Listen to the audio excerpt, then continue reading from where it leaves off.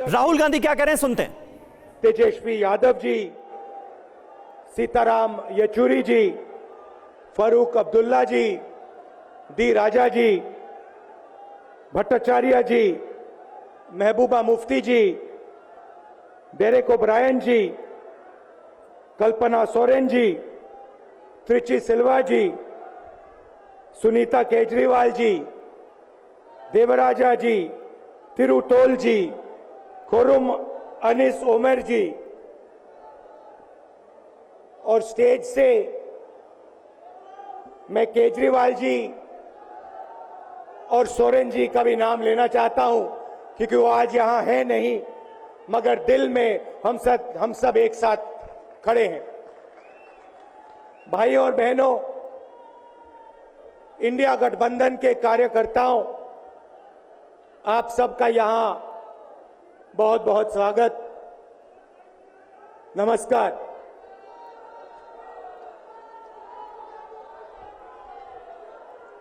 आजकल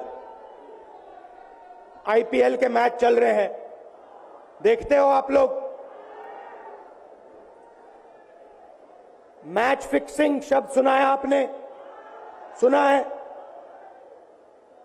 जब बेईमानी से एम्पायर पर दबाव डालकर प्लेयर को खरीदकर कैप्टन को डराकर मैच जीता जाता है। क्रिकेट में उसको मैच फिक्सिंग कहा जाता है। हमारे सामने लोकसभा का चुनाव है। अंपायर किसने चुने? नरेंद्र मोदी ने। हमारी टीम में से मैच शुरू होने से पहले 2 खिलाड़ियों को अरेस्ट करके अंदर कर दिया। तो भाइयों और बहनों, ये जो चुनाव हो रहा है, नरेंद्र मोदी जी इस चुनाव में मैच फिक्सिंग करने की कोशिश कर रहे हैं। ये जो उनका 400 सीट का नारा है, ये बिना ईवीएम के, बिना मैच फिक्सिंग के, बिना सोशल मीडिया और प्रेस पर दबाव डालकर खरीदकर, ये 180 पार नहीं होने जा रहा है। सब मिलाकर आप देखिए, कांग्रेस पार्टी विपक्ष की सबसे बड़ी पार्टी है। हमारे सारे के सारे बैंक अकाउंट बंद कर दिए गए हैं। चुनाव के बीच में देश की सबसे बड़ी ऑपोजिशन की पार्टी के सारे अकाउंट बंद कर दिए। हमें कैंपेन चलाना है, हमें लोगों को प्रदेशों में भेजना है, पोस्टर लगवाने हैं। सारा का सारा जो हमारे रिसोर्सेज हैं, बैंक अकाउंट बंद कर दिए गए। तो ये कैसा चुनाव हो रहा है? नेताओं को धमकाया जाता है, पैसे देकर सरकारों को गिराया जाता है, नेताओं को जेल में डाला जाता है। केजरीवाल जी को, सोरेन जी को, ये पूरी की पूरी मैच फिक्सिंग करने की कोशिश की जा रही है। और ये मैच फिक्सिंग सिर्फ नरेंद्र मोदी नहीं कर रहे हैं। ये मैच फिक्सिंग नरेंद्र मोदी और हिंदुस्तान के 3-4 सबसे बड़े अरबपति मिलकर कर रहे हैं। ये सच्चाई है। और ये मैच फिक्सिंग क्यों हो रही है? भाइयों और बहनों, इसका सिर्फ एक लक्ष्य है कि हिंदुस्तान का संविधान, जिसने इस देश के गरीब लोगों को भविष्य दिया, सपने देखने का हक दिया, उस संविधान को हिंदुस्तान के गरीब जनता से के हाथ से छीनने के लिए यह मैच फिक्सिंग की जा रही है। और मैं आपको बताना चाहता हूं कि जिस दिन यह संविधान खत्म हो गया, उस दिन यह हिंदुस्तान नहीं बचेगा। इसको पुलिस से, धमकी से नहीं चलाया जा सकता है। यह जो संविधान है, हिंदुस्तान की जनता की आवाज है, हिंदुस्तान के दिल की धड़कन है। इसको जिस दिन खत्म कर दिया गया, उस दिन यहां पे हिंदुस्तान नहीं बचेगा। अलग अलग स्टेट हो जाएंगे, हिंदुस्तान नहीं बचेगा। यही इनका लक्ष्य है।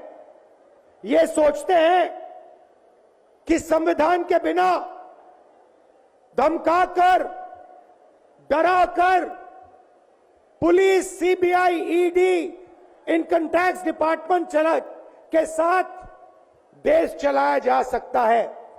ये सोचते हैं मीडिया के बिना देश चलाया जा सकता है। आप मीडिया को खरीद सकते हो, आप मीडिया को दबा सकते हो, आप मीडिया के रिपोर्टर्स का मुंह बंद कर सकते हो, मगर आप हिंदुस्तान की आवाज को नहीं दबा सकते हो। इस आवाज को कोई नहीं दबा सकता। दुनिया में कोई ताकत नहीं है जो इस आवाज को दबा सकती है। भाइयों और बहनों, बीजेपी के एमपी ने कहा कि जैसे ही हम चुनाव जीतेंगे, मैच फिक्स करके 400 सीटें जीतेंगे, वैसे ही हम संविधान को बदल देंगे, संविधान को रद्द कर देंगे। ये ऐसे ही नहीं बोला गया। ये टेस्ट करने के लिए, आइडिया टेस्ट करने के लिए बीजेपी के एमपी ने बोला है। ये लड़ाई संविधान को बचाने की लड़ाई है। जैसे अखिलेश जी ने कहा, संविधान चला जाएगा, गरीबों के हक चले जाएंगे, आरक्षण चला जाएगा, और जो आपका धन है, गरीबों का धन है, किसानों का धन है, मजदूरों का धन है, वो 5-6 लोगों के हाथ में चला जाएगा। नोटबंदी की, जीएसटी लागू किया। मुझे बताइए, जीएसटी से, नोटबंदी से किस गरीब व्यक्ति को फायदा हुआ? किस छोटे दुकानदार को फायदा हुआ?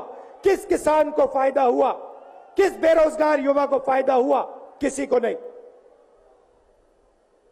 40 साल से सबसे ज्यादा बेरोजगारी हिंदुस्तान में आज है। 1% लोगों के पास हिंदुस्तान का पूरा धन, 22 लोग हैं। जितना धन उतने उनके हाथ में है, उतना ही धन 70 करोड़ लोगों के हाथ में है। ये संविधान को क्यों मिटाना चाहते हैं? क्योंकि आपका धन जो है आपसे छीनना चाहते हैं। मैंने जाति जनगणना की बात की, किसानों के एमएसपी की बात की, युवाओं को रोजगार देने की बात की।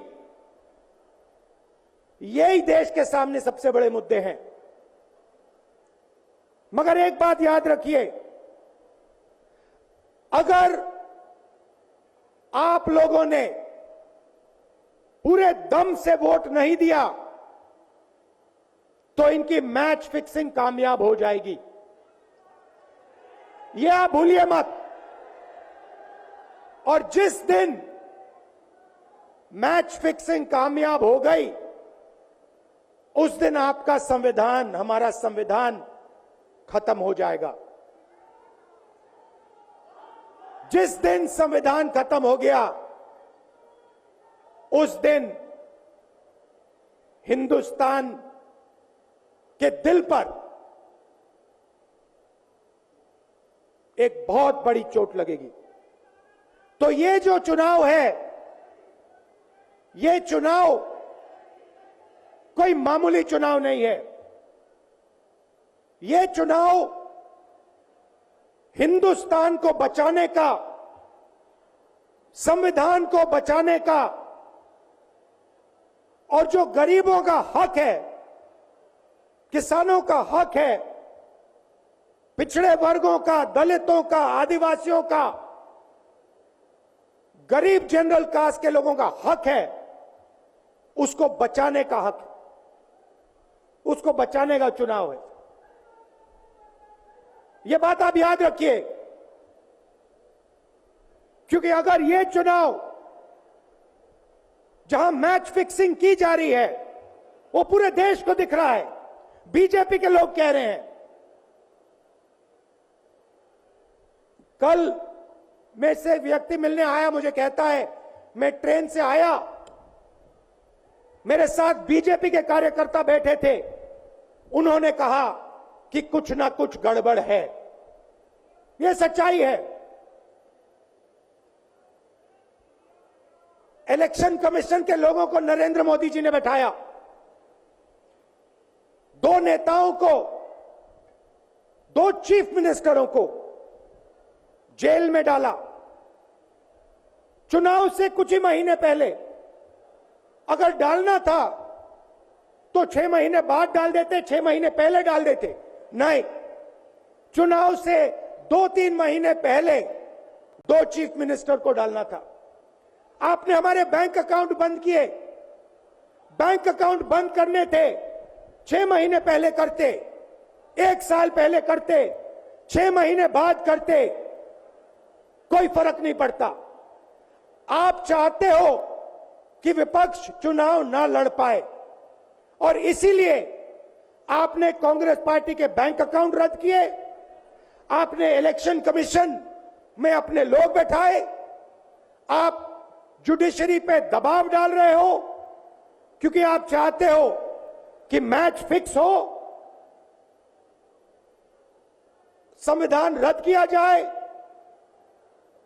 और आप सत्ता में रहो। मगर भाइयों और बहनों, मैं सच बोलता हूं और मेरी बात आप अच्छी तरह सुन लो। अगर हिंदुस्तान में मैच फिक्सिंग का चुनाव बीजेपी जीते और उसके बाद संविधान को उन्होंने बदला, तो इस पूरे देश में आग लगने जा रही है। जो मैंने कहा याद रखो, यह देश नहीं बचेगा। ये चुनाव